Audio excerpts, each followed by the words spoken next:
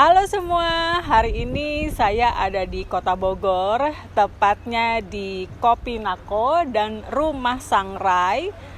Di dalam sebidang tanah ini ada 3 bangunan yang dipecah-pecah, yang masing-masing bangunan punya fungsi, yaitu satu sebagai tempat espresso atau membuat kopi, satu lagi tempat sangrai kopi, dan satu lagi galeri.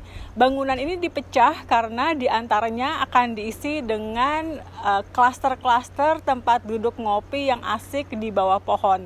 Bukan itu aja, desainnya juga menarik, landscape-nya juga oke. Semua kita akan lihat sama-sama. Yuk ke dalam.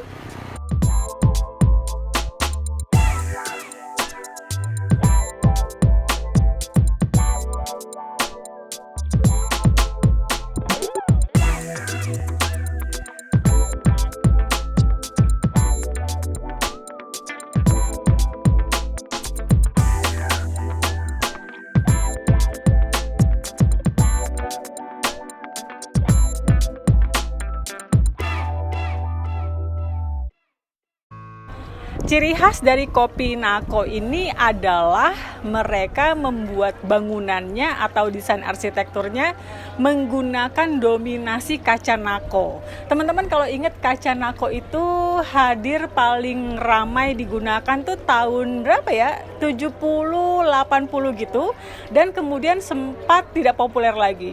Tapi di sini kaca nako justru diangkat lagi, digunakan bukan hanya sebagai jendela, karena dulu hanya sebagai jendela, tetapi dia sebagai dinding juga. Jadi bangunan ini dilapisi dengan dinding dari kaca nako yang kacanya transparan.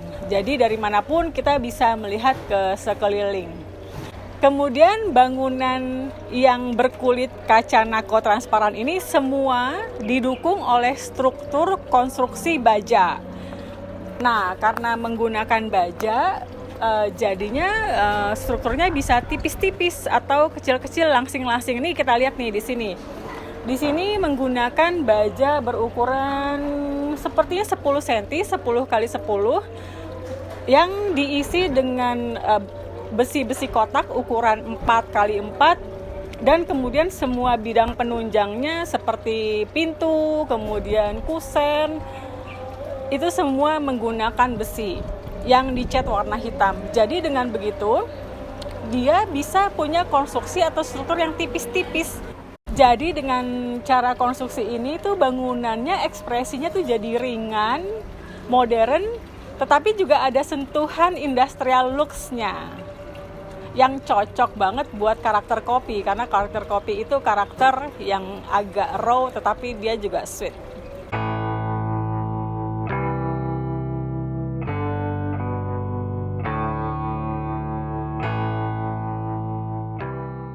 Untuk denah atau program ruang di bangunan pertama ini sebetulnya cukup sederhana.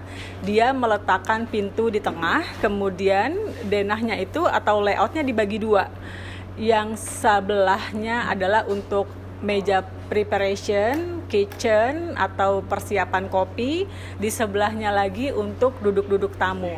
Di tengahnya adalah sirkulasi. Jadi di sini kalau tamu masuk tuh udah jelas banget dia akan duduk di mana dan akan mesen di mana. Bagusnya lagi si meja persiapan ini, meja persiapan kopi ini juga dimanfaatkan buat bar. Dia dibuat panjang dan diberi lebihan sekitar berapa ya, mungkin 20 cm lebihannya, agar kaki bisa masuk ke bawah meja. Jadi dia berfungsi ganda sebagai meja preparation juga sebagai meja bar. Tinggal meletakkan sejajaran stul-stul dengan kaki besi berwarna hitam dan tempat duduk kayu, sehingga di sini terjadilah sebuah bar. Katanya biasanya pecinta kopi yang sangat loyal atau orang yang benar-benar senang kopi itu suka banget melihat proses pembuatan kopi, terutama manual brew nih, karena manual brew itu seru banget. Dia pembuatannya agak lebih lambat, pelan-pelan, airnya diukur, suhunya diukur, berat gramnya, bahkan tetesan airnya pun beratnya diukur dan diteteskan perlahan-lahan. Nah, itu adalah sebuah proses seni, sehingga biasanya pecinta kopi itu suka banget ngelihat proses manual brew, termasuk saya, sehingga biasanya mereka memilih untuk duduk di bar. Dan di bar itu juga biasanya pecinta kopi banget nih, mereka suka ngobrol sama baristanya, ngobrol-ngobrol tentang kopi apa yang dipilih, bean-nya dari mana, sangrainya berapa lama, dan seterusnya. Sehingga tercipta sebuah komunikasi atau hubungan emosional yang menarik, dan biasanya kemudian tercipta sebuah komunitas dan loyal customer dengan sistem desain seperti ini. Jadi teman-teman kalau misalnya punya coffee shop dan memang punya kopi specialty dan proses yang bagus, jangan lupa ada barnya.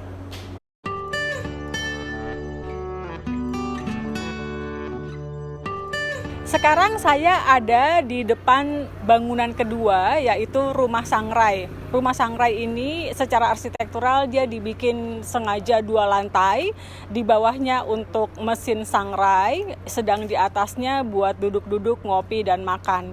Nah, kalau kita lihat di depan dari Rumah Sangrai ini ditanam pohon-pohon kopi. Ini pohon-pohon kopi yang masih muda atau bibit-bibit kopi yang ditata secara segitiga sedemikian rupa sehingga menjadi unsur landscape yang menarik ya teman-teman. Di sini kreatif banget idenya. Dan sesungguhnya di sini ada 2 macam loh. Satu dia pohon kopi Arabica dan yang di belakang adalah pohon kopi Liberica.